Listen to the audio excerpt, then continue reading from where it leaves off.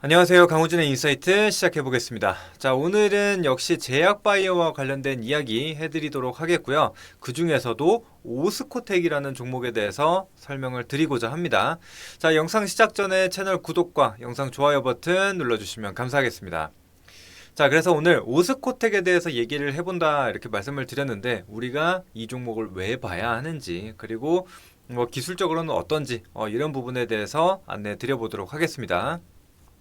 자, 그러면은 기사 몇 가지 살펴보고 가도록 할게요.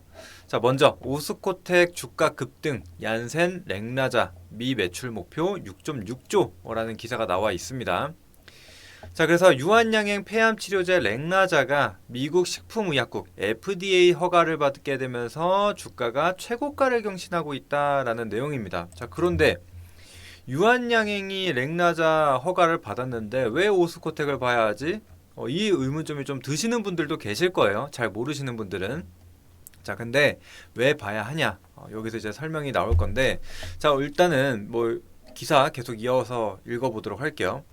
자, 두 종목 모두 이번 주 52주 신고가를 경신했다. 렉나자가 국산 신약 최초로 글로벌 연 매출 1조 원을 넘어서는 블록버스터가 될 전망이 나왔다라는 내용인데요.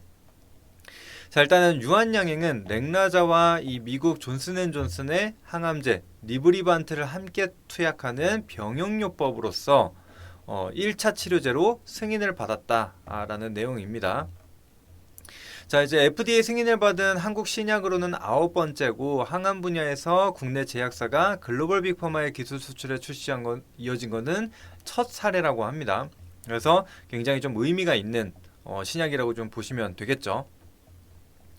자, 그런데 지금 이 비소세포암 같은 경우에는 지금 국산 31호 신약인데, 이게 소세포암과 비소세포암으로 나뉘는데, 비소세포암 같은 경우에 전체 폐암의 80%가량을 차지한다라고 합니다.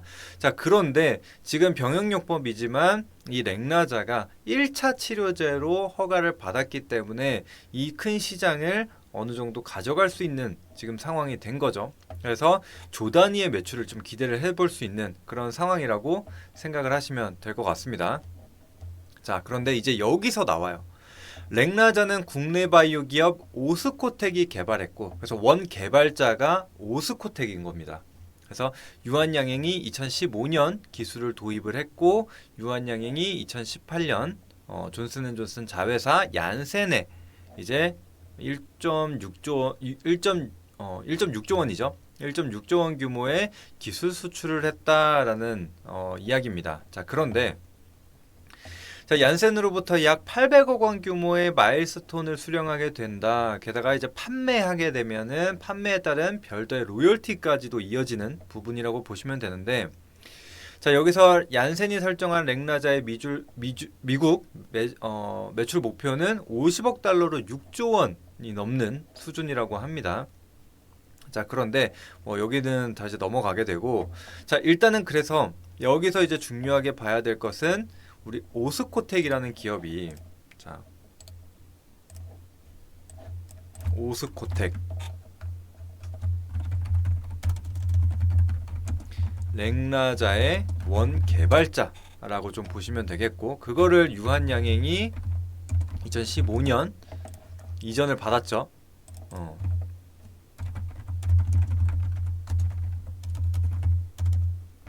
얀센의 기술 수출을 했다. 이렇게 생각을 해주시면 될 것 같아요. 자, 이렇게 보시면 되겠고, 자, 여기서 이제 추가적인 내용이 좀 나오죠.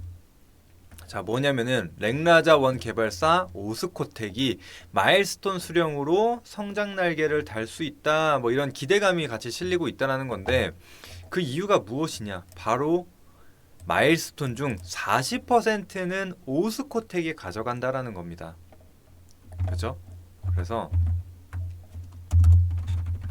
발생 시에 100% 중에 60%는 유한양행이 가져가는 거고, 40%는 오스코텍이 가져간다는 겁니다.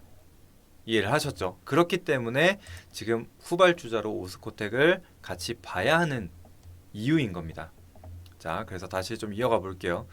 자, 그래서 마일스톤을 이제 수령할 것으로 좀 보여지고 있는 상황이고, 이 안에는 대략적으로 같은 내용입니다. 근데 여기서 좀 더 상세하게 보자면은 60%를 수령하면 또 나머지 40%는 오스코텍의 목이다. 근데 오스코텍 같은 경우에 자회사인 제노스코와 또 절반, 그러니까 20%를 가져간다. 나눠서 가져간다라고 좀 보시면 될 것 같습니다.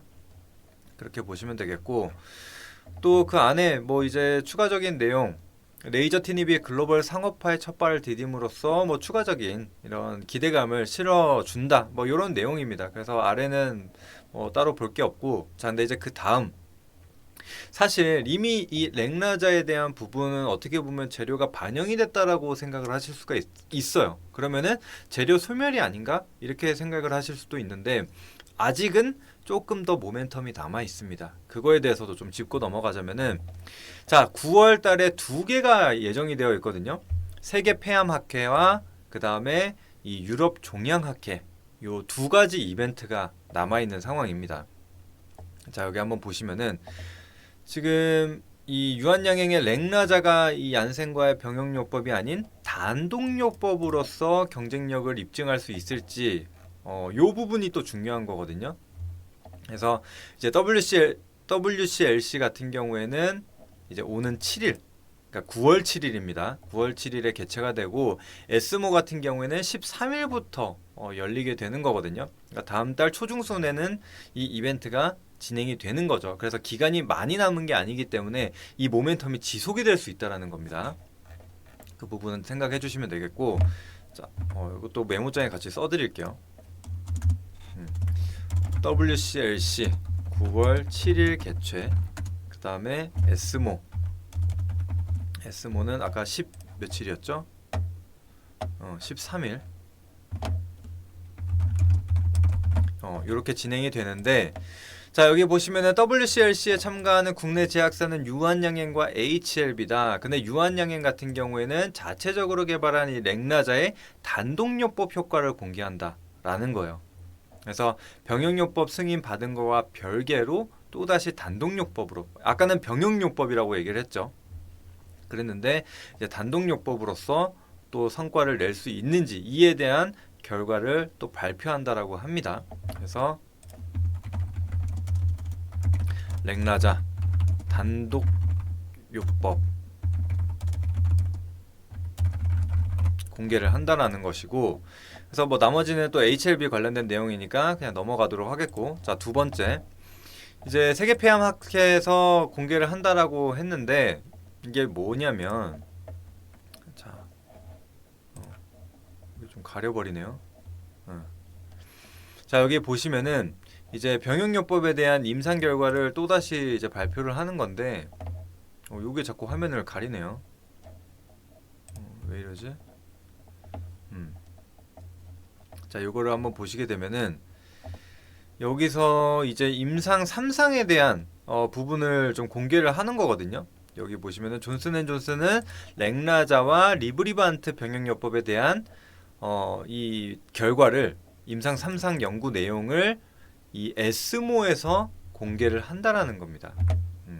요게 이제 중요한 부분이겠죠. 메모장에 다시 한번 적어드리면은,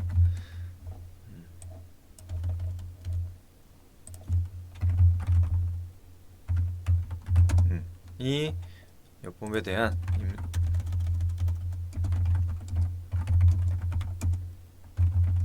공개 한다라는 겁니다. 그래서 이 렉나자와 관련된 재료가 아직은 좀 남아있는 상황이기 때문에 이 결과에 따라서 한 번 더 크게 상승을 좀 보여줄 수 있는 부분이라고 생각을 하거든요. 그래서 자세한 내용들은 여러분들이 한 번 더 찾아보시고, 일단은 이런 스케줄 매매에 적용을 시킬 수 있는 부분이다, 이렇게 생각을 해주시면 될 것 같습니다. 그래서 이 정도로만 정리를 하고 차트로 좀 넘어가서 설명을 드려보도록 할게요. 자 먼저 유한양행의 차트 흐름을 한번 볼 텐데, 유한양행 차트 한번 보시면은 사실상 8월 20일에 이제 공개가 됐고 21일날 그래서 굉장히 기대감이 컸거든요. 그런데 이날 기관의 매도세와 함께 장중에 급락이 나왔습니다. 상승폭을 모두 다 반납을 했었는데, 그 이후에 그래도 21선을 깨지 않고, 그 다음에 이 고가권에서 크게 무너지지 않고 지지를 잘 받아주면서 오히려 슈팅이 나와주는 모습이 나타났습니다. 그래서 10만 원 구간을 강하게 돌파하면서 현재 14만 원대 머물고 있죠. 자, 그랬는데 오스코텍을 한번 볼게요. 오스코텍의 흐름을 한번 보시게 되면은 아직까지는 크게 슈팅을 좀 보여주지 못하고, 자 8월 21일 똑같이 유한양행과 함께 급락이 나왔습니다. 이것도 마찬가지로 마이너스 10% 정도의 거의 11% 가까운 종가를 형성을 했다라는 겁니다. 그런데 유한양행이 좀 급등이 나오게 되면서 오스코텍도 반등을 좀 시도를 했지만 아직까지 고가를 넘어서는 모습은 나타나지 않았거든요.